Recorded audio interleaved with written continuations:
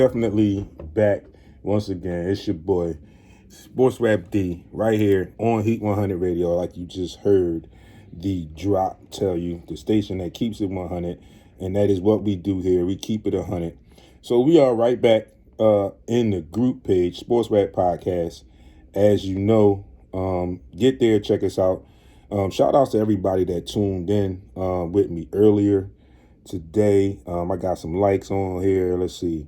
Monica Mason, thank you, boss lady. Kenneth Lomax, Martinez, Margarita, thank you, cousin. Frank, thank you all for tuning in. Mano Black, Rob Reeves, Stephen Hunter, everybody else that was tuned in this morning. Please come back and join us.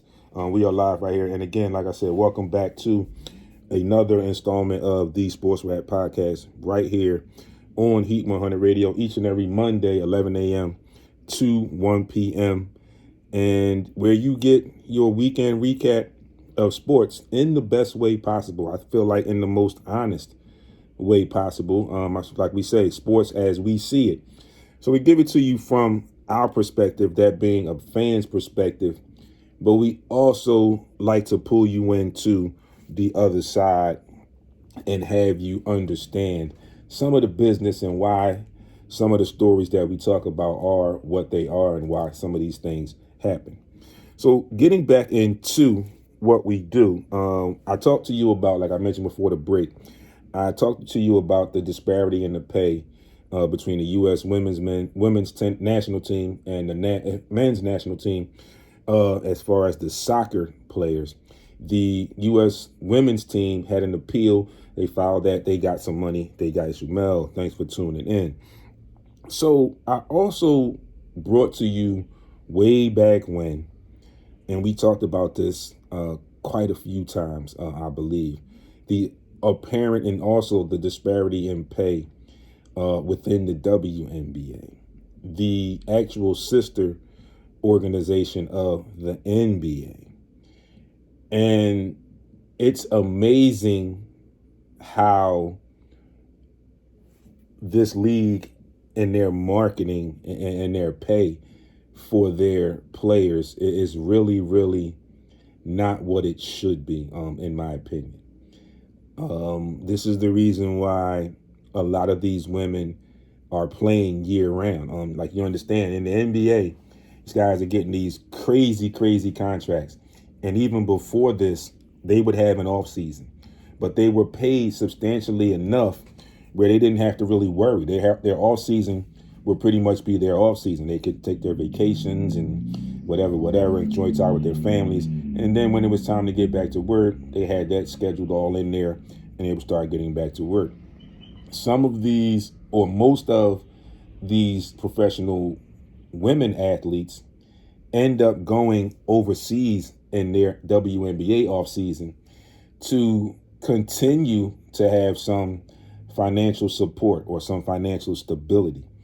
So it's long overdue. And I mean, they apparently made some small changes, as we noted last year, but nothing real significant. I think there needs to be more support from the NBA, because a lot of those teams are affiliated with the NBA teams, like the G League, in a lot of ways similar to the G League, where they're like the little sister. Jackie, thanks for tuning in, bro. I'm trying, Jackie. Thanks, man. I appreciate the support all the way from Texas, as always. So these ladies are very much underpaid.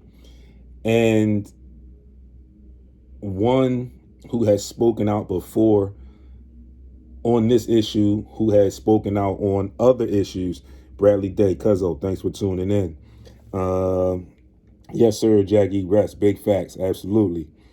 What's going on, Cuzzo?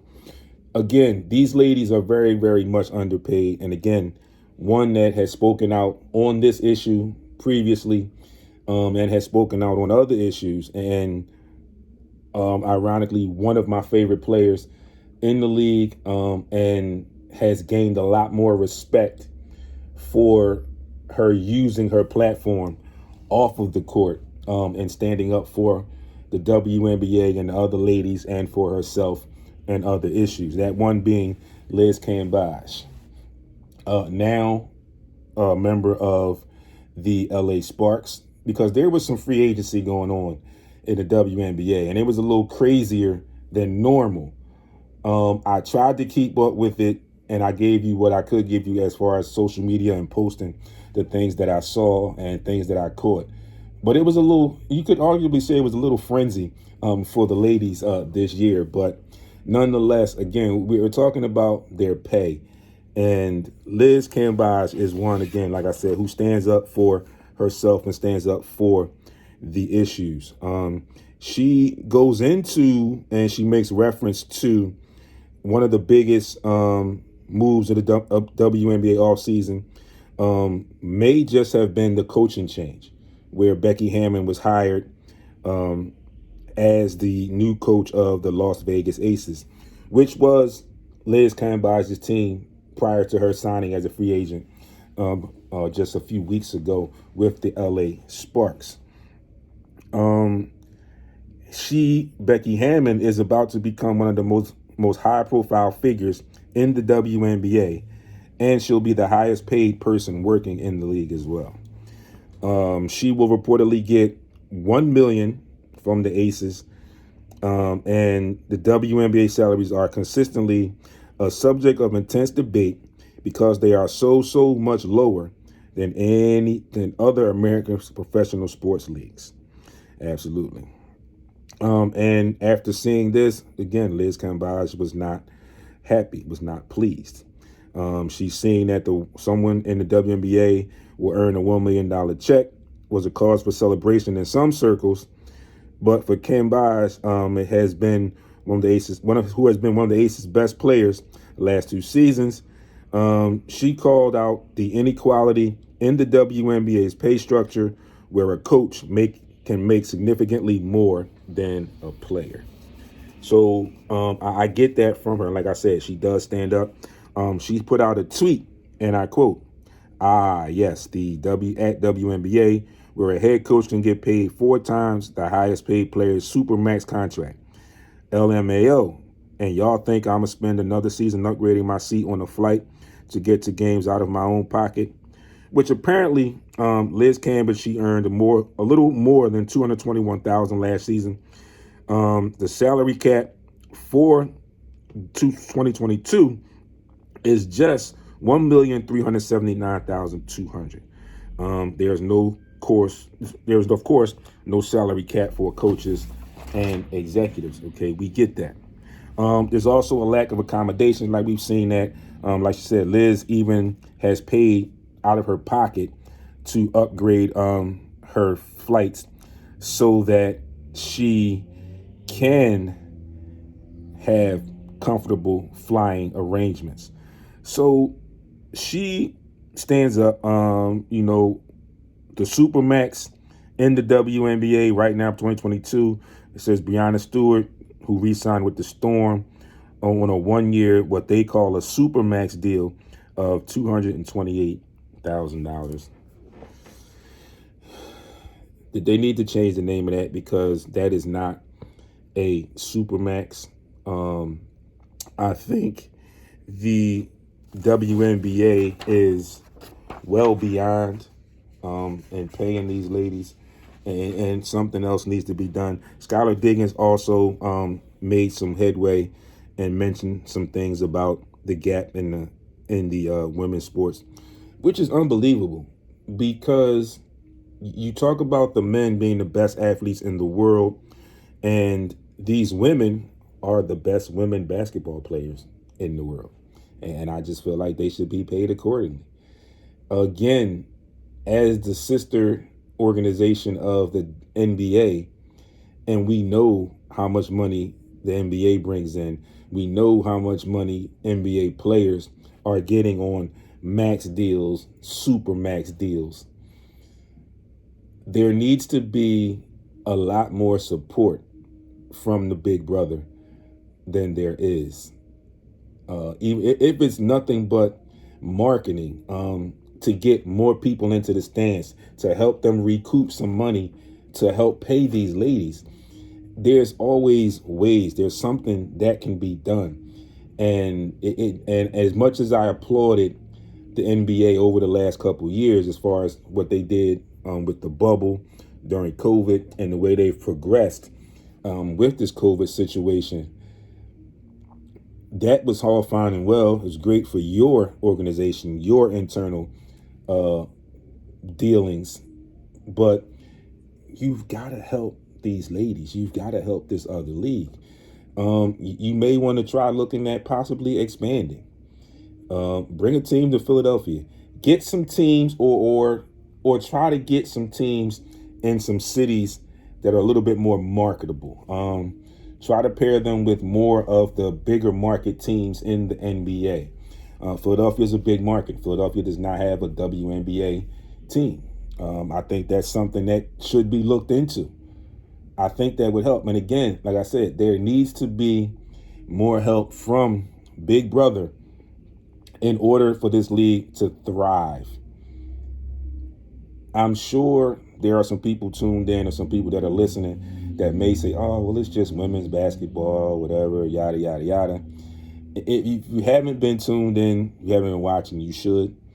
A lot of that is good basketball. I mean, you can even go back to most recently this past championship with the Chicago Sky winning the championship. Great story. They end up getting Candace Parker's from the LA Sparks, one of the biggest stars in the WNBA, returning home to play for her home team, the Chicago Sky. They end up winning the championship. But the camaraderie and the togetherness of that team, if you didn't see it, you can go back and watch tape on them. And also the MVP, Kalia Copper from Philadelphia. The work that she put in, if you don't know, Google her, check her out. The work that she put in, the work that all of these ladies put in to get to this level needs to be compensated, just like the men are compensated. And I understand, totally understand that the WNBA being a smaller league will not have the max contracts or the super max contracts that they have in the NBA, but it needs to be a little bit closer than what it is right now. It's a major disparity. Some of the players have spoken out. And again, this is what I say. This is why last season you had some women opt out of playing because of this. And again, this is why you see so frequently a lot of these women in their WNBA season, then they go right back overseas to play. Again, to continue their financial stability and their financial support. They have to do that. Again, and like I said, within the NBA, the guys there, they get their off season, hang out with the families, vacations. Like I said, they had that timetable for when they need to get prepared to get back to work. It could be the same thing for the ladies if the NBA would help more.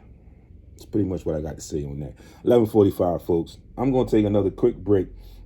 When I come back, we are going to go heavy on some Sixers talk. I was saving that for last. I had that in my outline and everything. I had that at first, ironically, but I knew that was going to be where I close out today's show. I'm going to take another quick break. Like I said, Kenny, Brad, Cuzzo, Jackie Bridges, Mel Valor, thank y'all for tuning in. Like I said, I'm going to take a quick break.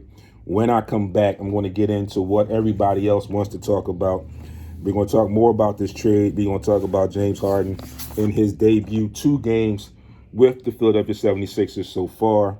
And we are going to talk a little bit about how Tobias Harris is still trying to find his way in with the rest of the guys. Everybody else has seemed to pick up and fit in. Tobias is still working on that, but we'll talk about that on the other side.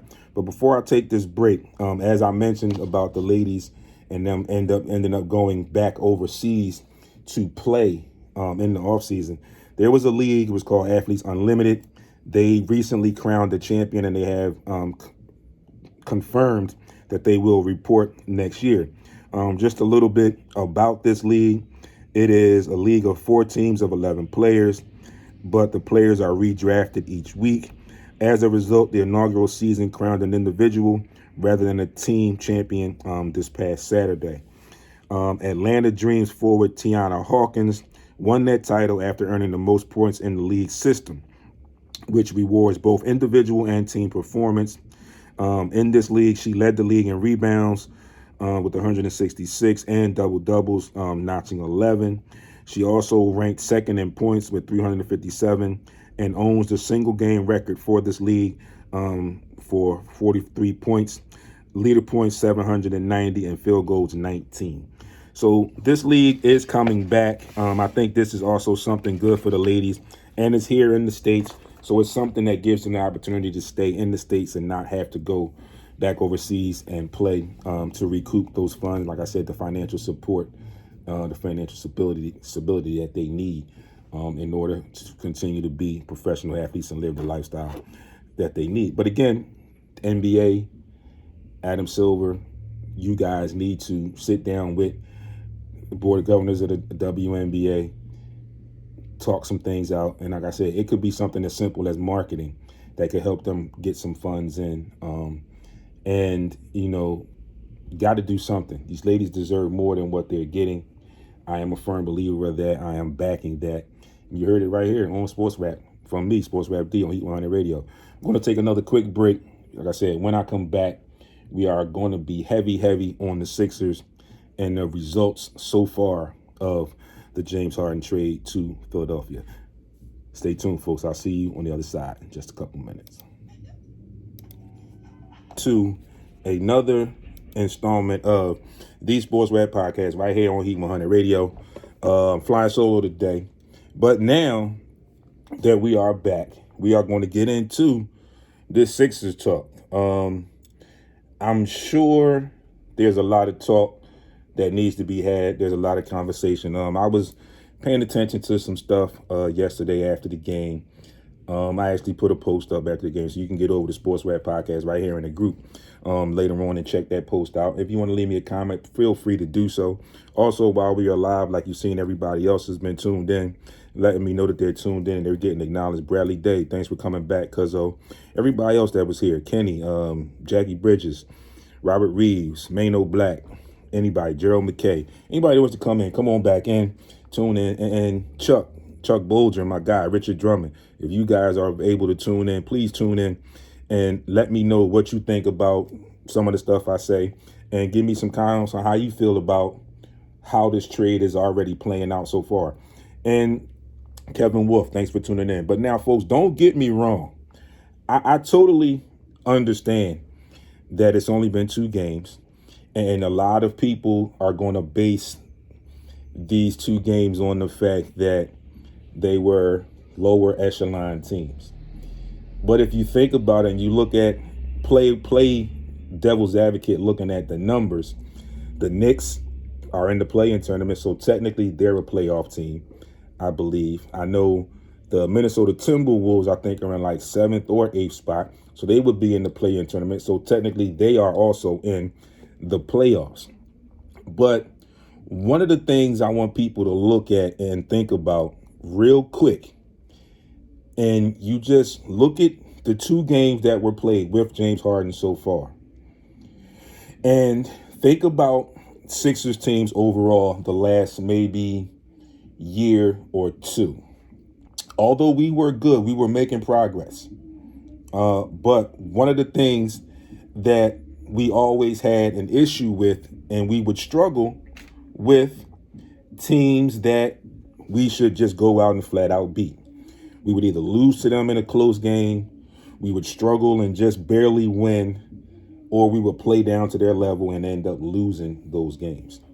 So in 2 games against overall that type of competition, they handled business in 2 blowouts against the Minnesota Timberwolves and the New York Knicks. So before I get into that fully, I mentioned to you about the mandates being loosened up or lessened in New York. There's been a new statement from the mayor of New York, and what he says was, and I quote, "Making an exception for Kyrie Irving would send the wrong message to other city workers," end quote. So again, there's that thing where I told you that the mandate was lifted similar to what's going on here in Philly, where you still have to wear a mask, but you don't have to show proof of vaccination. You don't have to be vaccinated. The rule, there was a, what do they call it? A proctor something in it for Kyrie Irving. Let me see. Let me get the right words. There's a private sector that Kyrie Irving somewhat falls under, where he still cannot play in home games. But again, ironically, he can enter the facility as a spectator or as a fan. Hez, thanks for tuning in. Appreciate you, bro. He can enter the game as a fan or as a spectator, which is very, very strange, because now he could come into the building where he works and not be able to perform his duties. But now that I've heard the statement, most recent statement, I kind of get where they're going. I'm not going to say I understand it, but I kind of get where they're going. He says it would be a bad message to the city, to other employees, and I get that. So technically, plays for Brooklyn Nets. They play in Brooklyn, which is in New York. So kind of, sort of, you can tie him in and technically say he is an employee of the city. So I get it. Chuck, my guy, thanks for tuning in. Yeah, Chuck, it is real weird. But then again, like I said earlier, that's what it is in New York. New York is just weird like that. Because like I mentioned, I don't understand how you can say he can come in the building, but he can't come in and play. So what's the point of even letting them in anyway? But also, Derek Jeter is stepping down as CEO of the Marlins. And there is a letter that was sent to the Arizona Cardinals by Kyler Murray's agent, outlining Murray's demands and all of this other stuff. I will get more on that story a little bit later today, and I'll post it on social media and get you guys caught up into what's going on, because I just got it real quickly and I didn't really get a chance to do much homework on it. But I will, and I will get that back to you. But most importantly, we need to talk about our Philadelphia 76ers. So there's been ongoing chatter about situation with James Harden. Several people have put things out there that James Harden was washed up. People have arguably said the Sixers got the bad end of the trade. The Sixers lost the trade. And for right now, and again, like I said, I'm going to put aside the fact that there are going to be some people that are going to say, oh, well, they did that against the Knicks and they did that against the Timberwolves. Yada, yada, yada. They're still NBA teams, still NBA players. Okay. But again, like I said just a couple seconds ago, you take those two games and you gauge them against what the Sixers were as a team the last year or two or so against those type of teams, where you look at the rosters, you look at them on paper, and you immediately say, oh, this is a game that we should win, where the Sixers normally would either struggle and lose those games, struggle and just get by and win, or play to the competition level of their opponent and then have to fight to win, or fight and just not get over the hump. What they did the last two games, they took care of business. They blew those teams out, which is a great thing and a great feeling for a Philadelphia 76ers fan. So there's also the talk of, or there was also the talk of James Harden being washed up. He's older. He's never won anything. He's going to fold in the playoffs, yada, yada, yada. Again, here at SportsRap, you have to understand, I have my job, so I watch games in a different way than a lot of people do. Cuzzo Bradley Day says, I don't think it was a bad trade, but at the same time, I'm waiting for teams like the Bulls, the Nets, and the Heat, other strong teams. Absolutely. Bradley, though, you can X the Bulls off of that. We own the Bulls this year. They have not beaten us this year without James Harden. So you can take them off of that list. We've got one more game against the Nets, which will really see what we've got. And then that game against the Heat, which is going to be a good one. The front runners in the East, the game against the Heat is going to be a good. It's going to be a great test for us. Like I said, that game here against the Nets, depending on who plays, because we don't honestly know who all is going to play in that game. So that may be also a somewhat of a throwaway game, for lack of a better phrase, if you will. But again, Brad, the Bulls, you can throw the Bulls out, even though they are the number 2 seed. We've already beaten them, I think, 3 times already without James Harden. So now that we're better with James Harden, I don't really see much of a difference there with the Bulls. But James Harden comes in game 1 against the Timberwolves. And I'm going to give you these stat lines for both of the games. So let's start with the Timberwolves on Friday. 27 points, 8 rebounds, 12 assists. 7 of 12 field goal percentage shooting. Sorry, not percentage. 7 of 12 shooting from the floor. 3-pointers, 5 of 7. Free throws, 8 of 9 in 35 minutes and only 2 turnovers. Not too shabby for a debut game where people were questioning how would he fit with Joel Embiid. What's going to happen with Tyrese Maxey? Well, we've seen in 2 games what's happening with Tyrese Maxey. How does he fit with Joel Embiid? I think I just saw a stat earlier where 47% of Joel Embiid's buckets prior to having James Harden as his point guard were assisted. Now that James Harden is here in 2 games, about 80% of his baskets were coming off of assists from James Harden. And it was actually put out there by Doris Burke on national TV yesterday that Joel Embiid finally has a point guard. And ironically, I've been saying this from the very beginning when Ben Simmons was here and he was placed into that role as the point guard, as a facilitator. I told people from the very beginning, from way back when, Ben Simmons is not a point guard. Ben Simmons is playing point guard. If you understand basketball, you truly understand what I mean when I say that. So now you see, and Joel Embiid has been one to say it himself, that a lot more of his baskets are easier. He said he felt like this is the most open he's been in a long time, because he can truly operate in that space now that was needed for a big with his skill set.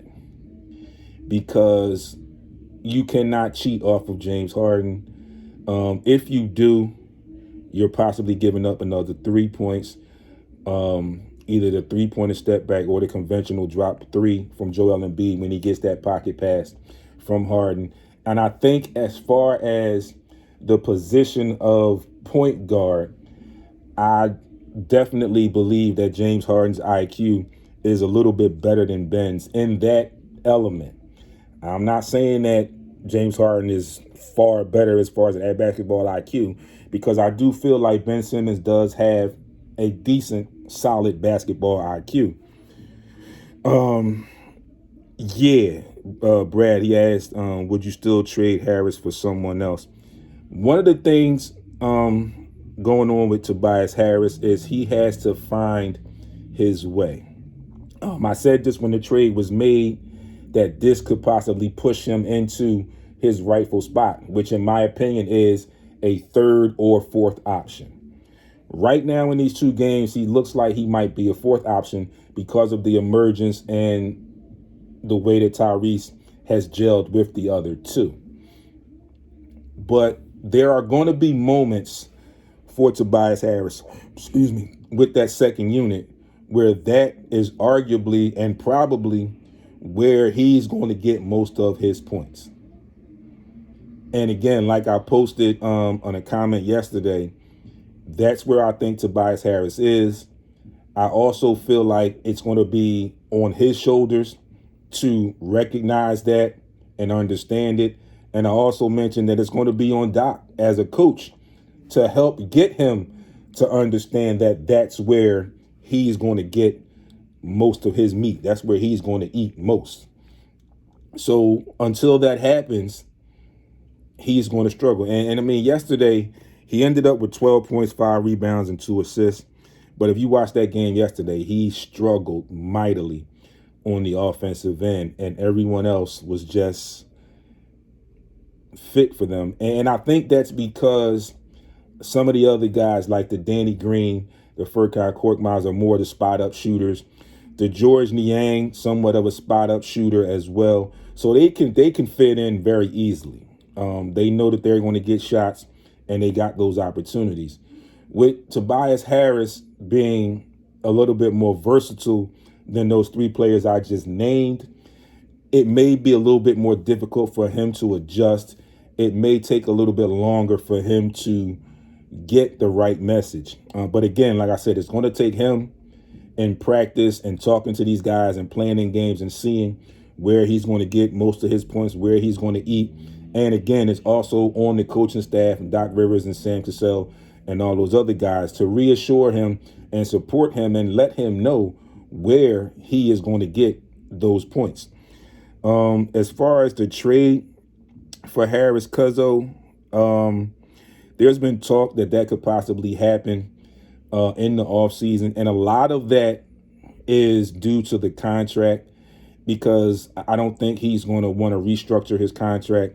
So I think at some point Daryl Morey will want to move that contract and try. That's why the rumors were out that James Harden would definitely not sign his original option year. He would cancel that out, sign a lesser max deal so that they can bring someone else in on another max deal.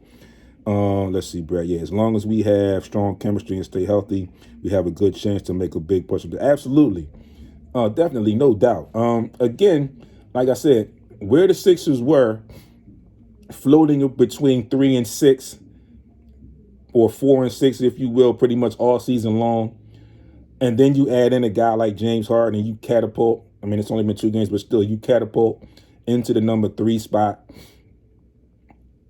So definitely, if they stay healthy, there's a lot that can be done with this team. I've also mentioned in a couple posts as a couple comments, it's like, yo, again, to argue what people saying about it's only 2 games.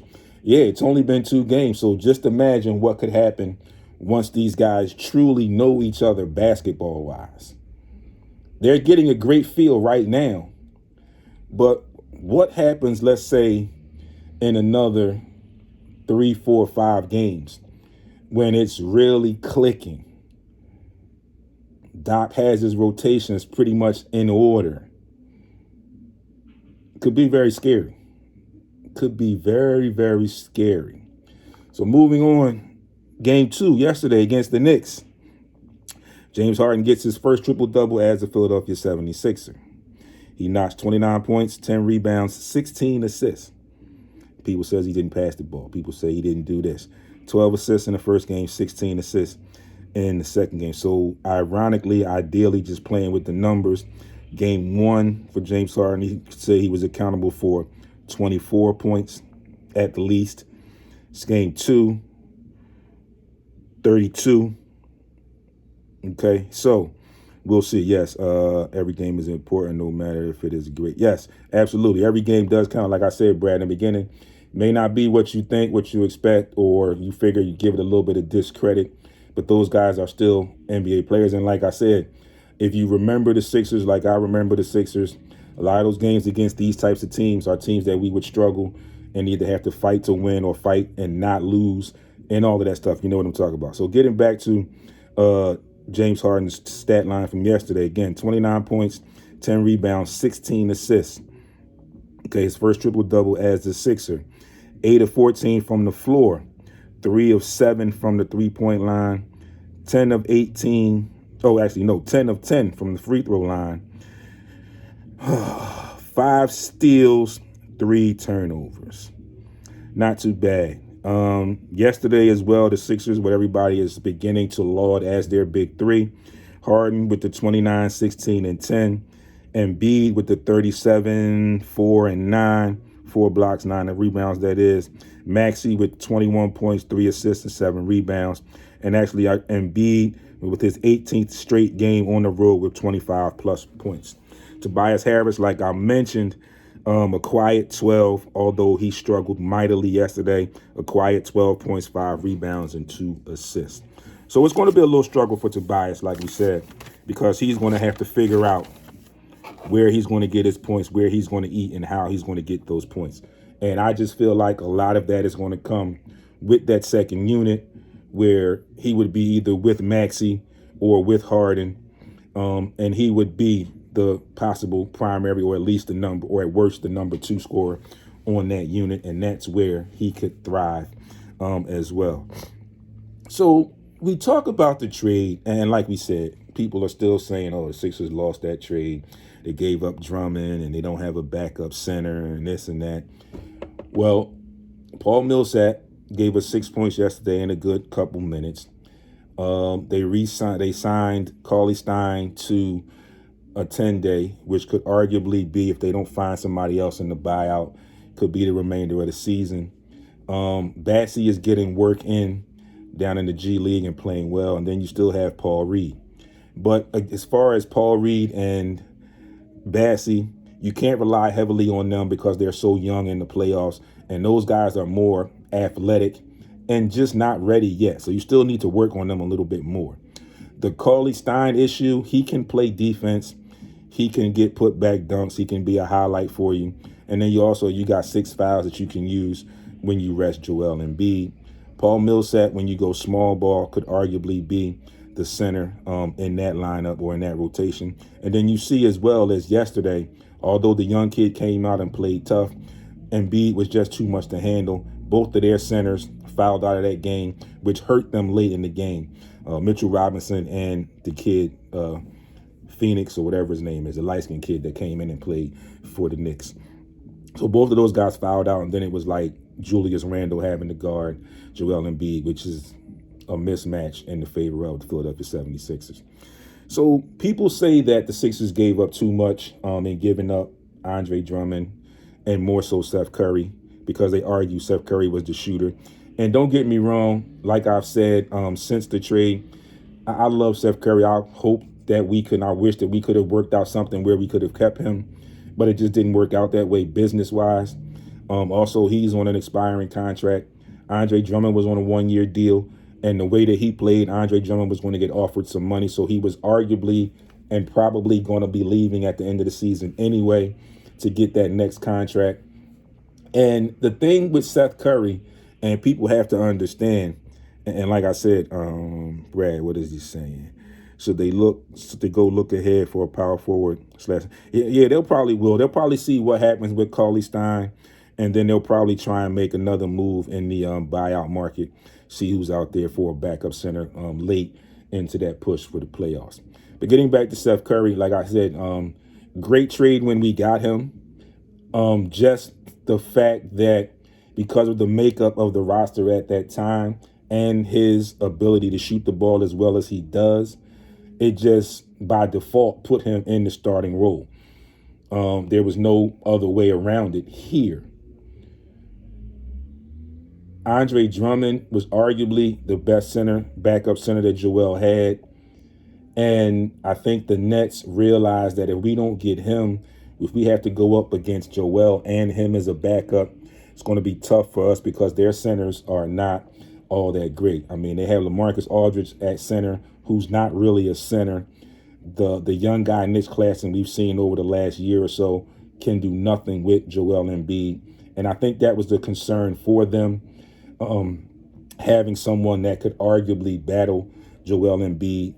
But we all know the story between Joel Embiid and Andre Drummond as opponents. Also, the Seth Curry thing with him added in, I think that gave them some security as far as Joe Harris being out and the ongoing injury with Kevin Durant and the part-time play of Kyrie Irving. So they had to have someone else that could score the ball, a veteran. Because if you look at the rest of that roster, it's a lot of young guys that have just been playing well because they've been getting minutes now with the injuries and the trade and everything. But I understood the business side of that, where they felt like they needed somebody else that could score the ball. Again, they got Ben Simmons in that deal, which was great for the Sixers. They finally got rid of that headache. They finally ended that soap opera and moved him to a different situation where he wanted to be.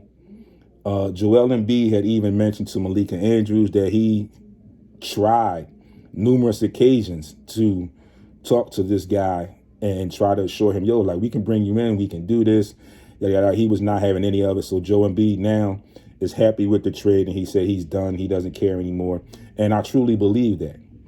But you have to give him credit for stating that he tried. It was just Ben Simmons who did not want to change, who was stuck on his word and stuck in his ways and did not want to participate or be a part of the Philadelphia 76ers and the city of Philadelphia any longer. So we see, and ironically, we knew pretty much what we were getting as far as in a basketball player in James Harden when he came here.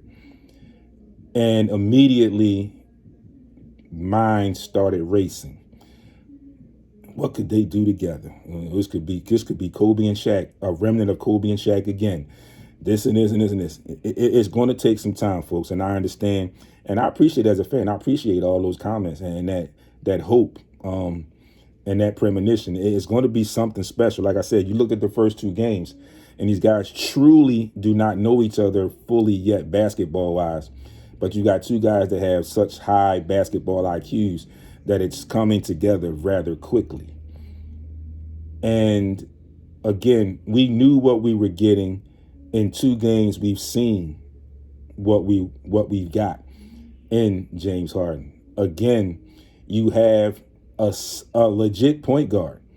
And I'm not saying that Tyrese Maxey was not good. Tyrese Maxey was good, but I still felt like Tyrese Maxey still needs to learn the actual NBA point guard position. So now he's got 2 coaches and an NBA point guard playing with him that can teach him. So the sky is the limit for Tyrese Maxey. And he's adjusting very well. He's fitting right in the last 2 games with James Harden.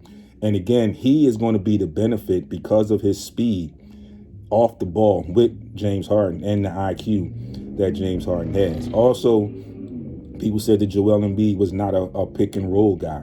Well, he showed it to you yesterday. He showed it to you a little bit on Friday night, but more so yesterday, he showed it to you. He did get 1 lob. He got one that was throwing him high, but he caught it, kept it high, came down with it, put it back in. So he's going to do what he does. And Joel can adapt. My guy, Rich, thanks for tuning in. Joel can adapt and has adapted so far. And like I said, when you've got 2 guys that have IQs as high as these 2, have had success like these 2 have had, it can only get better. So we'll definitely see what's going on. But getting back to what I was saying about how people were somewhat comparing what the Sixers gave up, and they gave up too much. Well, I went through it 2 weeks ago when you saw that the Nets ended up giving up 8 first-round picks, 4 pick swaps, and 4 first-round picks in order to get James Harden. The Sixers gave up 2. Although 1 is in 2027, 1 through 8 protected. The one for this year, upcoming, is a option to swap. So if the Sixers like the pick, or if the Nets like the pick, whatever, some way it can go to the Sixers or it can go to the Nets, whatever the situation may be. But again, I still think the Sixers are in better shape right now. And that's more so because the star player that the Nets got has not played yet. And now he has a current setback. And I mean, we all speculated that he wasn't going to play in that game here on March the 10th against the Philadelphia 76ers. We pretty much expected that not to happen. But now we have a setback as far as him and his back, where it looked like he could have been coming back before Kyrie. Some things would have been on his shoulders, and you all know what we've said about the things being on his shoulders. We've all seen how he performs in those kind of moments. Doesn't really want any part of it, so now his back issue, and there's no set timetable on his return. So we don't know yet when we'll see Ben Simmons actually in a Brooklyn Nets uniform. That is still yet to be seen. Again, the mandates in New York have been lessened, but there's still the issue with Kyrie Irving. And then, like I mentioned to you before this segment, the mayor said that if he made special arrangements for Kyrie, it would not be fair. It would be wrong decision. It would send a wrong message to other New York City employees. So honestly, my cousin Brad Dace, honestly, Philly won the trade because of James Harden will take the shots without shutting down. Absolutely, you can definitely argue that. I am fine with the trade, and just a weird stat that came out after yesterday's game, and this is in regards to the trade. And like I said, we don't know exactly when Ben Simmons is going to put on uniform and step on the court for the Brooklyn Nets. And I'm also anxious and curious to see how this is going to render with the stars of that team, like Kevin Durant and the part-time star Kyrie Irving and other players, how Andre Drummond and Seth Curry are going to feel about that, knowing that they could possibly be going through the same thing again on a different team.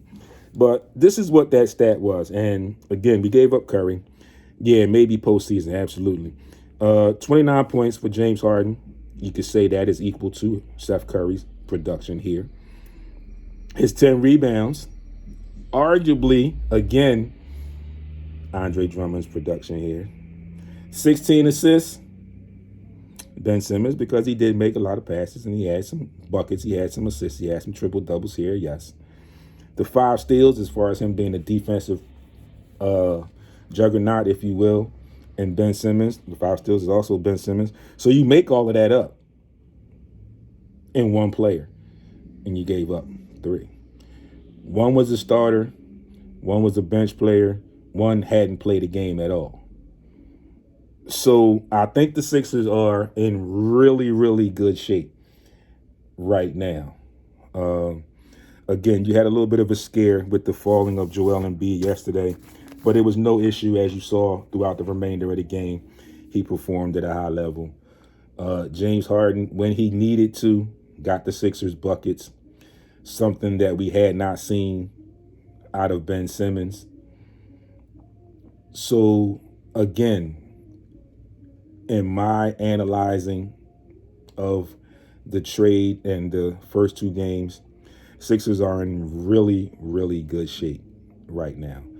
Like I said, Doc has stated, and he's been showing it in the 2 games, that he wants to keep 2 of his starters ideally on the court at all times. I think that can work now because of the addition of James Harden, so that can work. And Joel Embiid is still the Joel Embiid that we've seen before the James Harden. And it's just so much prettier because now he doesn't have to work so hard to get those buckets. A lot more of those buckets are a lot easier. Like he even stated himself, they're a lot easier. Like I said, that stat, 47% of those buckets he had to get on his own. Now 87% or 81% are being assisted by James Harden. And you see that these guys are together. They're communicating on the court. They're communicating on the sideline. James Harden has come in and filled another leadership role where he is talking to guys on the court. He's talking to guys on the sideline. He's been doing that since he's been here. Even when he didn't play, when they were resting him going into the All-Star break, but he was with the team. And then he was in practice. Again, this Ben Simmons thing, again, we still do not know when he's going to play. But it makes it very easy now as Philadelphia fans, Philadelphia media, to say, oh, what did you expect? This is what we got for this season. And the type of play was okay. I mean, because of his defense and some of the other things that he did, he became an all-star. And I think he was content with that. And, the issue with the criticism and everything, Joel Embiid went through the same thing here from the same people, Shaq and Chuck. And you saw what Joel Embiid did. He took it upon himself and improved his game. And now he's proven them wrong. And now he has the love and support of those particular guys and, of course, the city of Philadelphia. And Ben Simmons has not done that. The other stat that was jokingly thrown around on social media, James Harden made 5 threes in one game. That's what Ben Simmons made in his 4-year career here with the Sixers. So ironically, right now, you could very much say that the Sixers won that trade. And again, you kind of have to give it a curve, and I'm just being brutally honest here. You still kind of have to give it somewhat of a curve because Ben Simmons has not played with the Brooklyn Nets yet. And it also, again, it just leads you to that continuing factor where how is this going to play out? We talked about this last week and the week before that, and we talked about it 2 weeks ago on Thursday at the Drake. What is going to happen as we see now that the mandate has been lifted in New York, but Kyrie is still not allowed to play in home games? So right now, the Brooklyn Nets are in the 8th spot. They would be in the play-in tournament. So then once they start the playoffs, if they end it, he doesn't have the mindset to make a change. He needs a wake-up call. Yeah, well, and I'm sure you're talking about Ben Simmons. You got to think about the time that he's been here. When you analyze and you look at the situation, he's where he wants to be, and that's fine with him. For him, it doesn't matter what people say where he should be, where he could be. He's perfectly fine with where he is right now, and that's a major problem. Because this could have ramifications on collective bargaining agreements, how other players get contracts, things of that nature. And he's not even thinking about that because he signed his contract, he got his money, and he's okay with where he is. But again, getting back to his situation with the Brooklyn Nets as well, you've got the part-time situation with Kyrie, again, uncertainty or the unsurety of when Kevin Durant's going to return. The Nets are, like I said, 8th right now in the play-in tournament. So the playoffs started. Even if they win and get to 7 and stay 8, they are going to go on the road for the first round of the playoffs. So they're not going to have Kyrie for 4 of those games if that comes to the situation, or if that comes to fruition. That's 4 games without Kyrie Irving. So that would leave you with Seth Curry, Kevin Durant, if Joe Harris comes back. And then you look at the rest of that roster and you're like, okay, LaMarcus Aldridge may give us one night. The young guys may give us a night. But it's a 7-game series, and you got to play 4 of them without your second leading scorer, which is going to be tough in the playoffs. And then the situation becomes, what is Ben Simmons going to do in that situation? And how will Kevin Durant react if he does what he did here? Kevin Durant, we know, is a finals, 2-time finals MVP. Kyrie Irving should have been a finals MVP, but he has won a finals. So you have 2 guys that definitely know how to get it done. Let's see, Cuzzo says, for myself, I feel like Ben will not be in the league for another 4 or 5 years if he doesn't work on his issue. Yeah, well, shout outs to a good friend of ours, a good friend of the show, Claude. When we talked about his situation, and we all know his situation, the familial situation. I'm not going to go into detail about it. And I also said that could also possibly play a part in his mental health issues. But what I also said was, being a former member of the mental health working field, my partner also, Baldy, worked in that mental health field, and the gentleman I just mentioned, Claude, also worked in that field. I think we all came to agreement, and I don't remember if Claude chimed in on it or not, but I know me and Baldy were in agreement that with everything that he claimed that he went through as far as mental health, and then all of a sudden you're traded and now you're back with the team, you're in a facility and you're happy and everything now. What we all, or at least 2 of us, remembered from our time in that field is that you don't typically come out of it that fast. And I'm not saying that you can't, but from us having the background, it typically doesn't happen that quickly that you come out of it.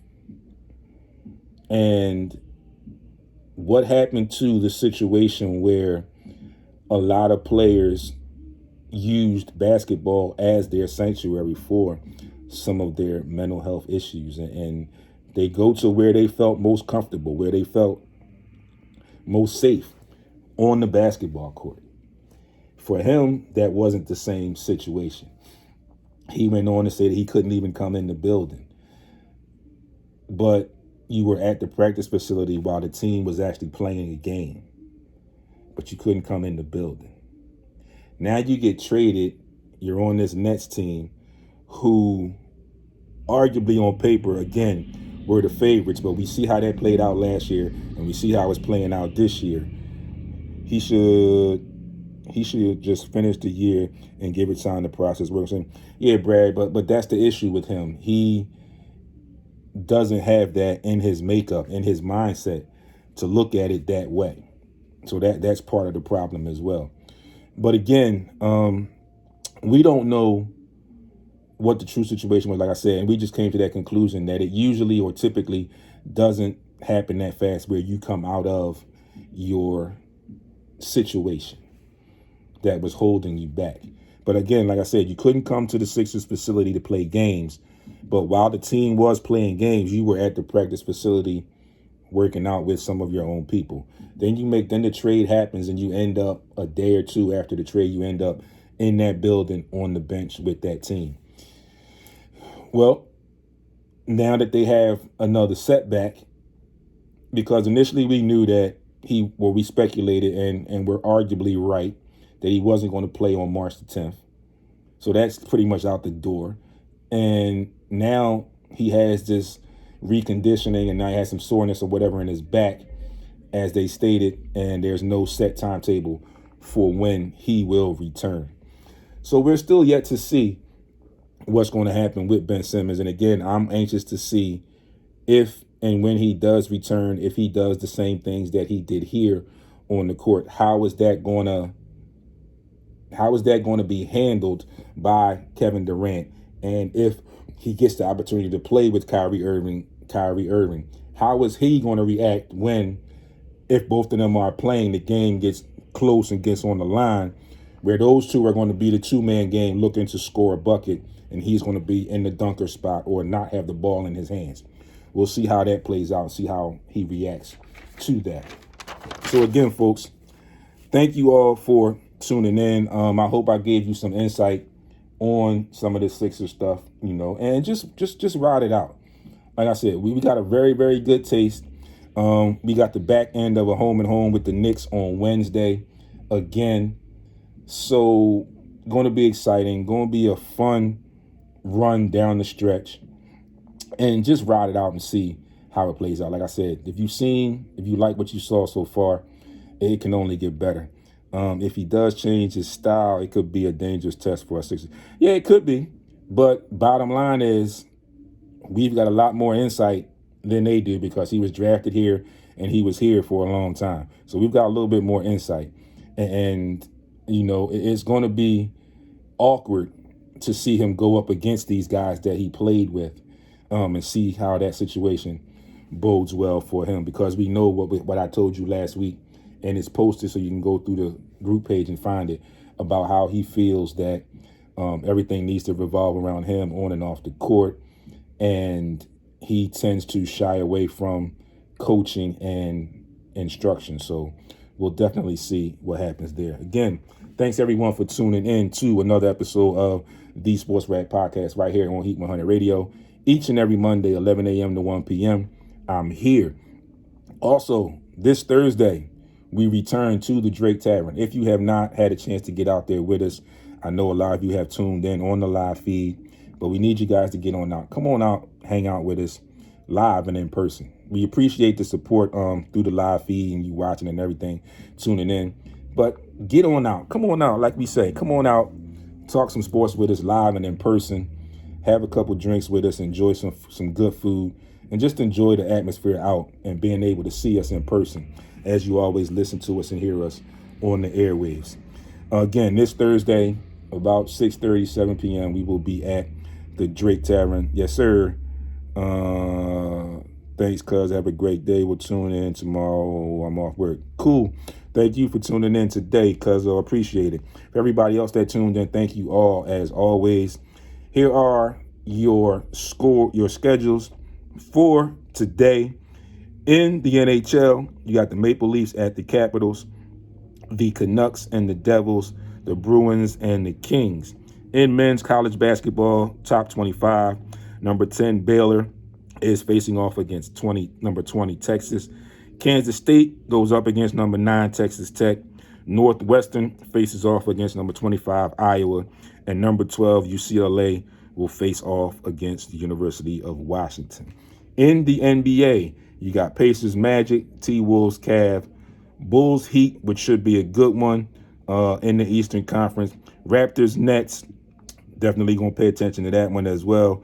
And Hornets Bucks.